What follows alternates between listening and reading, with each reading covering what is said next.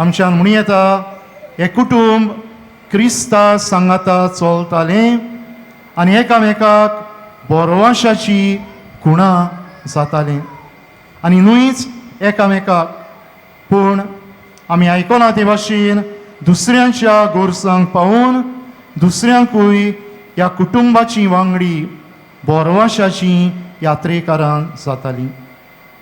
आज पवित्र सभा पवित्र कुटुंबाची ही दोबाची परब समोरमता आनी हे परबे समयार आज देवाचें उतर कुटुंबांत कितें आसचें, कुटुंबांत कसलो संबंद सांबाळचो, कुटुंबांत आमी कसली वागणूक दवरची आनी कुटुंबांत आमी कसलीं पावलां मारचीं हें आमकां आज स्पश्टपणी कळीत करता.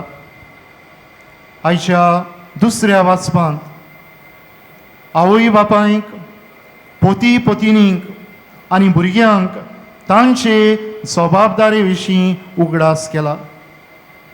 आयच्या पयल्या वाचपान भुरग्यांक आवय बापाय सवें आशिल्ले जबाबदारेची जागृताय दिल्या. अदी करून तांचे जाणटे पिरायेर तांचे अशक्तायेंत तांचो बोरवासो विरगळून वचना जावंक तांकां धीर आदाराची जावची म्हूण सिराकाचें पुस्तक भुरग्यांक खास उलो मारता.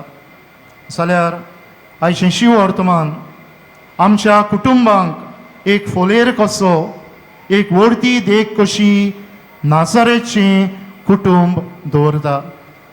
आयच्या शिव वर्तमानांत आमी 3 तरेचे संबंद जे कुटुंबाक भोव म्हत्वाचे ते पळयतांव आनी नियाळटांव. पयले सुवातेर घोव बायलेचो संबंद, मारये जुजेचो संबंद.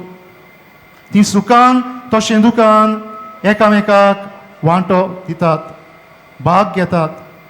जेजू जल्मता तेन्ना खुशालकायेची घडी दोगांय सांगाता आसात. हेरोद बाळकाक मारूंक सोदता आनी जेजू आयच्या शिव वर्तमानान आमी आयकलां ते भाशेन देव मंदिरांत पाटी रावता. उस्क्या कोंतीची घडी एकामेकाचेर गाराणें घालिनात पूण सोंसणीकायेन एकामेकाक बऱ्यांत तशें वायटांत सांगात दितात. एकामेकाक बोरवाशाची यात्रेकारां जातात.